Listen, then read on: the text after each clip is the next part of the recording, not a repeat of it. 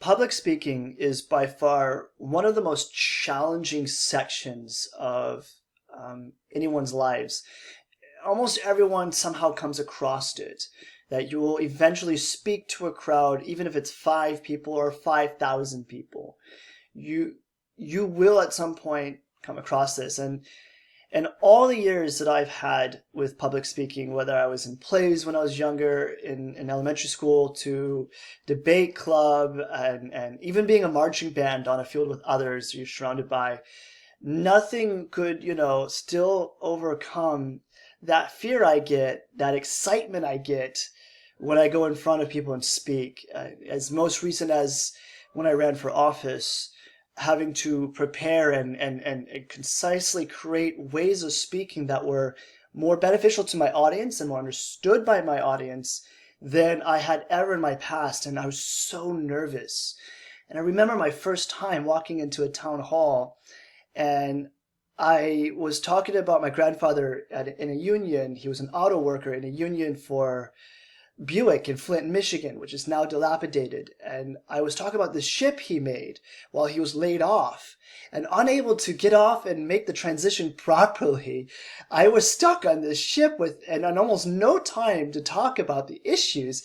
And I imagine the people I was talking to thought I was as crazy as can be. What is this kid talking about, this stupid ship? What ship are we talking about? And how does that help me? And so that was one of my greatest blunders, but it was one of the funniest ones I imagine, remember. And to this day, I love my grandfather, but got to be able to talk a better story than some ship he made 30, 40 years ago. So what does this mean to you? What can I tell you about preparing for public speaking and how you can refine that? First, it's practice. You're going to have to learn to do it by doing it. But there are certain things you can do prior, before you go in front of people, that can help you better prepare, ease some of those nerves, and also allow you to come out and speak better. Preparation is your number one friend. The Achilles heel to that being is if you over prepare to the point that you do not know how to get outside your preparation and speak well. You prepare in a way that you're able to handle the different variations of what can unfold in a speech, particularly one where there could be a reporter or a journalist or somebody's going to ask you questions. In any case, you need to be flexible to that. Public speaking, we know as simple, somebody being on a stage, as my example I gave you. But public speaking is going to be in many different categories. It could be in the boardroom you're talking to, the sales pitches you're giving, the request for proposals that you're presenting, to even, those clients and technical meetings you have around the world. Each one of those are in their own rights public speaking, and there's culture involved in all this too. How much you share and how much you don't share, and how it works. If you're in one culture, you go inverse with the solution first, and then the explaining how we got there. Where we like to lead up to it in our culture and talk about this big moment, and boom, that's it. We have a solution for you. That would annoy some cultures. We also are quick here to want to say a joke at the beginning. Please don't. You don't need to just give a stupid joke at the beginning. You could share a story that opens up where you're going and why you're going there, but do not, make that simple, cheesy joke. It's, we think, oh, so American. So be careful of that. Your audience is what matters. What things we look at is not just charisma, things people think of, that confidence, that charisma, that passion, the religious speakers being most notable for that. Be mindful what makes you you. You don't have to become something so different than yourself. Your alter ego is a variation of yourself.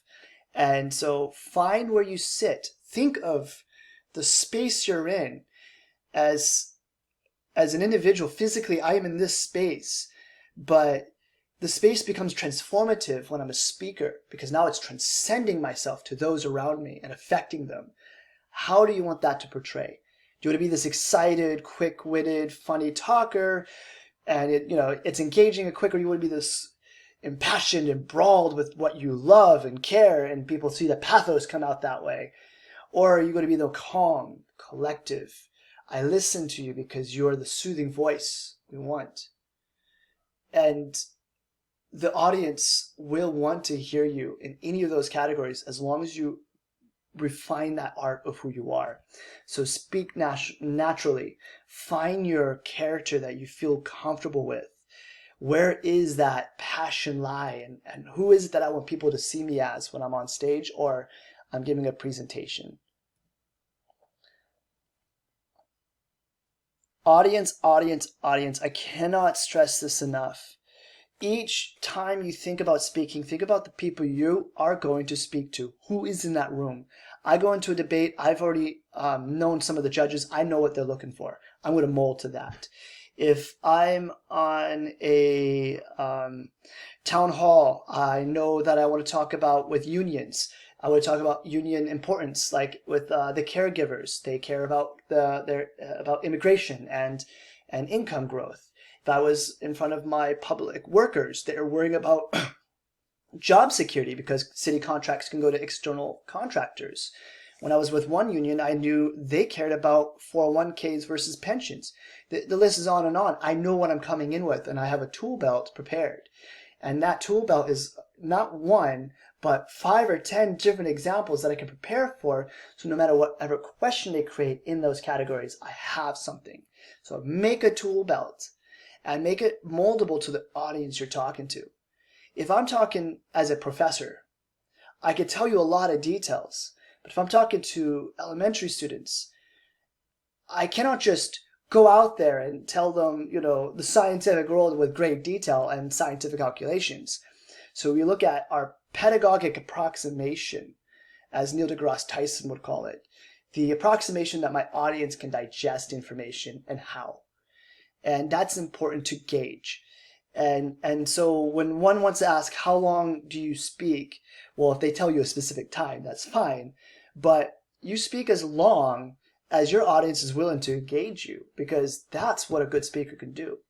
I could hear speeches in in a church, and it could go on for an hour and a half, and I had a great time. I didn't think I thought about the time at all. And I can see another sermon, and I'm like, I just want to go now. Like, this is killing me. So, you're gauging with your audience and you learn to refine that, but you have a tool belt, you approximate what they could take, and you build it from there. So, how do you make an effective speech? Simply choose your topic, create the thing that you want them to walk away with. If they could remember one thing, what would that be? And that's the theme. Like the theme of this course has always been for me, things I want you to know, or things I wish I knew when I was in your position. And the major theme being preparing you for day one after college. What is it going to be? Whether you go for university, community college, or a certificate or a license, what do you need to know to succeed well afterwards? And because I'm not going to be there every day. Your professors are not going to be there. And that's how I create my theme. So I create my benefit, my theme, and I position what my statements are going to be, what's the tool belt going to be pulling out of, and make my speech. My speeches are not directly written in a sense. I have to speak directly as I wrote it. I don't speak that way. They're very refined statements that are moldable, and I memorize the statements. I remember the data points, and then, we'll see how it comes out. Like, for example, in my one speech at the end, I remembered to say that we eat the back of the line, not the front of the line. And I didn't know where I would put it, but boom, there it did. It was in a moment I felt like the candidate I was against was being selfish. And I wanted to remind the people what that means to be in public service. I'm at the back of my line, not the front. Last to eat, not the first. That example, in itself, speaks volumes on its own. It goes on its own. So.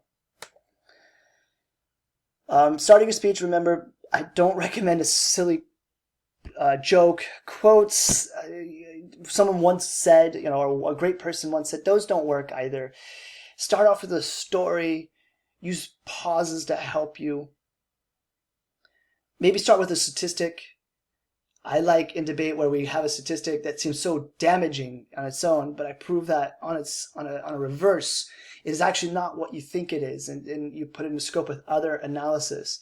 But I start with that statistic, pop it out there, and I'm trying to prove it right or I'm trying to prove it wrong. And but ultimately, you want to have this speech open up that's going to grab your audience. Body language is your number one thing to have in transforming your speech, transforming your space. That body language is how you move your arms, how you move your face. Do you smile when you speak? Do you move your eyes? How you look at the camera if there's a camera, how you express the emotion through the motion, so to speak. Do you, extend that so your audience can interpret it, hoping that they can. And so use your space well by using your hand gestures and your body well. So if I'm in front of a reporter, I use my hand gestures very limited because the camera and the motions will affect it. Vocal variety, also essential. Do I want to speak with a high-pitched voice and amplify what I'm trying to mean? Or I'm going to speak with a deeper voice and try to be somber about the seriousness of what's going on. Each of this matters. Pitch, pace, intonation. Take your time to find what works for you and what's going to work for that audience. Language. When I'm talking on camera with my final debate, for example, for running for office, I'm very serious and I'm very clear. But when I'm in my town hall unions, I get a little more emotional and caught up that something isn't right and we got to act because I want to rile them up. That's very different from one another. When I'm in my class, I want to motivate you and excite you to learn and think that, you have possibilities. Each one of them is different and I appreciate that. So my language is different. So that means I'll talk a little more with blue collar style in front of my unions. I'll look polished on a stage. I'll speak professionally in front of my students, but in a way that's modern and mature at the same time. So you'll see that, there are different variations. How you engage the audience is entirely up to you. You can bring them in by physically having them stand up, do something, make them move. Surprise them with something that's going to make them think throughout or walk away thinking. Maybe you have something that makes them engage a sense, what they smell or don't smell or what they hear or don't hear. Even a clap will reverberate something that you want them to know and feel beyond just the words being spoken. So that's pretty much it. I just want you to know when you go into a speech and you've done prepping and you got your utility belt and you got things that you want to pull out and this is going to look like that if it comes this way, or this way or that, and is to relax. It's okay. Even the ones you mess up, you will look back and say, yeah, that didn't work out. Like the one I told you with my grandfather, union endorsement. And oh boy. Nonetheless, the power of pathos is the most important. You gotta develop what passion is going to make people believe your logic and your evidence and your story. But you do it in a way that's refined and not dominating, because you have an ethical responsibility when you speak. When I speak to the people in my audience, I find a line where I say that I don't want to encourage them too much out of something, right? Because, passion is vibrant, but passion is humble. Passion's powerful, but can be also a way of control. So do not do that. Know yourself, know your limits, and let yourself shine. And let me know if you ever have any questions or you want to practice something. I'm always around too. So that's what we're here for. Also take other communication classes if that interests you, or a debate class, because that's also fun.